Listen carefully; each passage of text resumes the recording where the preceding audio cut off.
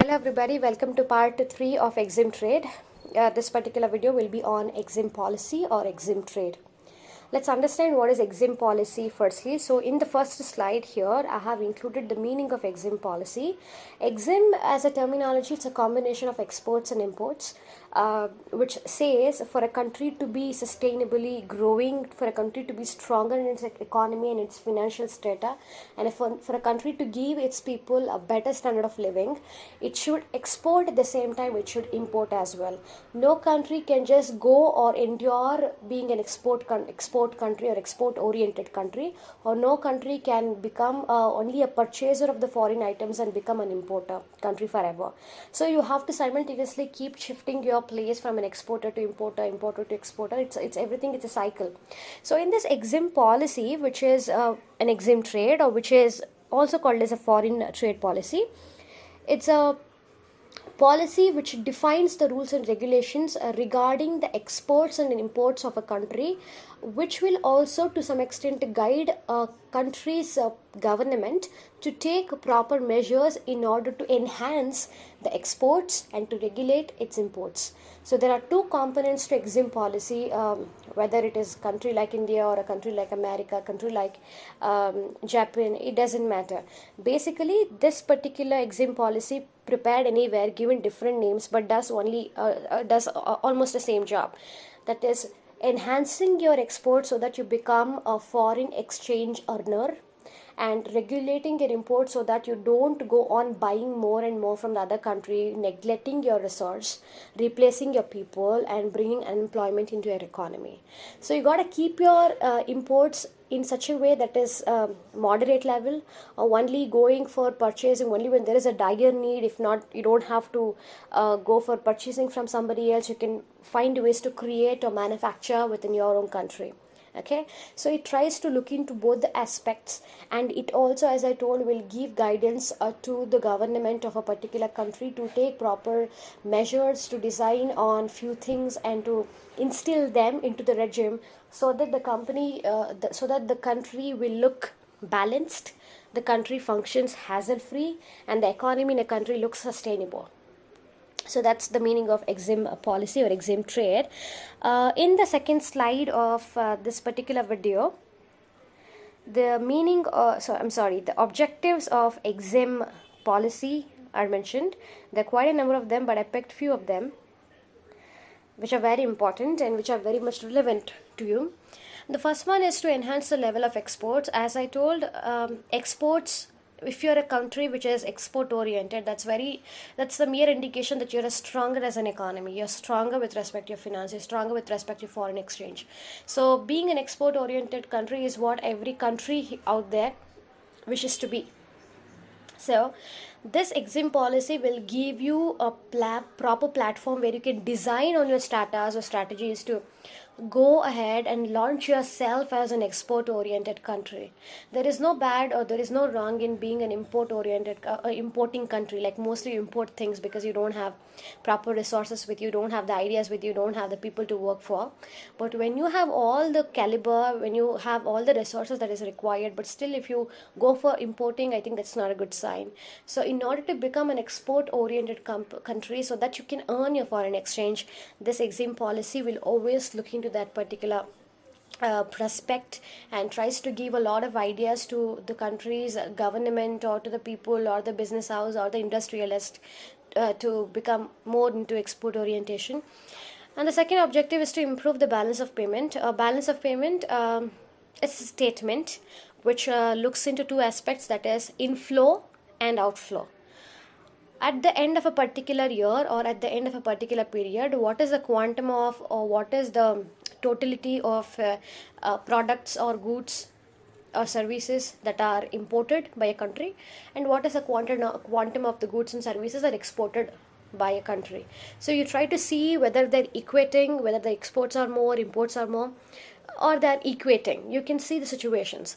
It's always good to have favorable balance of payment, or a surplus of balance of payment, where your exports are more than your imports. Vice versa, your imports are more than exports, that talks about the deficit.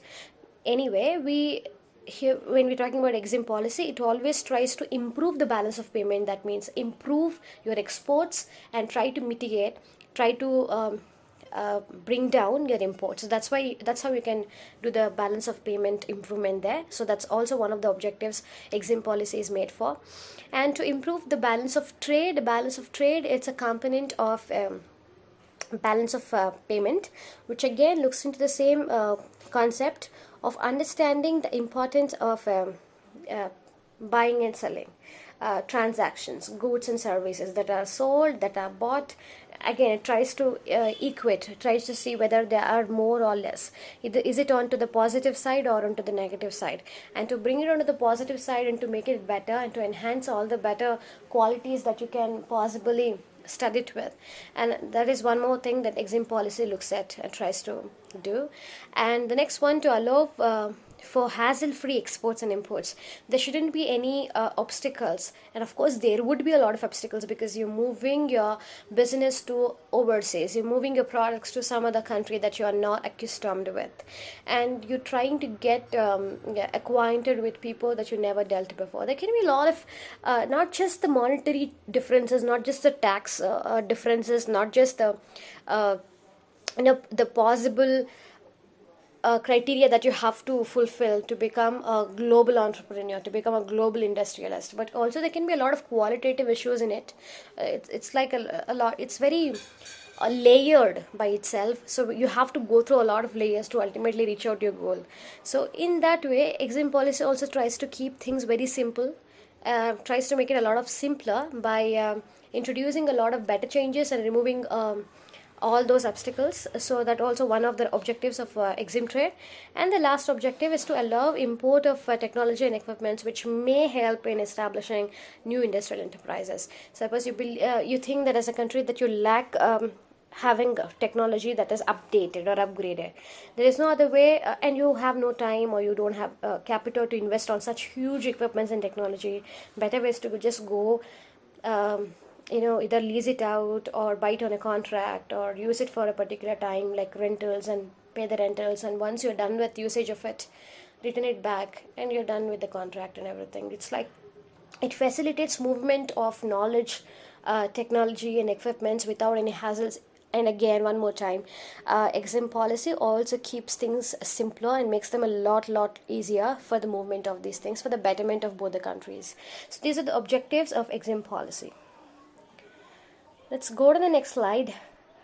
In the next slide, the Export-Import Bank of India, or Exim Bank of India, and what are the basic roles that are functions played by them is mentioned.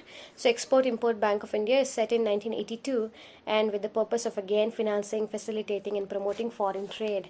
So there is no word here called as export orientation, but there is something called as foreign trade. Like as I told, for a country to balance it out, to be balanced and to be holistic in its approach, it's very important that you nurture yourself and nurture the other countries as well. It's like you join hand in hand to grow together. So you can't be isolating yourself and winning the world, but together you can do everything. So there comes this facilitating, financing and promoting world trade or foreign trade. So not giving importance whether it is imports or exports, so giving importance to both of them, because to balance it out you require both. So that's what Exim Bank of India is, the main motto behind its origin. And the bank performs the three roles under that. You have it providing financial assistance, again to give a clarity, to spread knowledge about the financing, the investment and the portfolios and everything, especially with respect to exports and imports. And a second one, export services. Things can be considered as again to make it hassle free, to make it a lot powerful, and to give all the supports and services that is required for somebody to go ahead. And you have to motivate somebody who is doing good, and you have to literally motivate a person who is exporting and who is an exporter of your country, who is doing something good, because he's not just making the products or the services of your country known to the domestic people, but he's doing something to reach out to the people who are not your country people but somebody else. So in that way, he's not just establishing his brand overseas, but he's taking his country's name along with him. So there you're in utter position to give all the services required for export augmentation. And third one is export promotion. Export promotions can be done through giving rebates, concessions, incentives, benefits, anything that can actually motivate it to and make this particular thing stronger. You can go for export promotion. So these are the three key roles that are played by Exim Bank of India.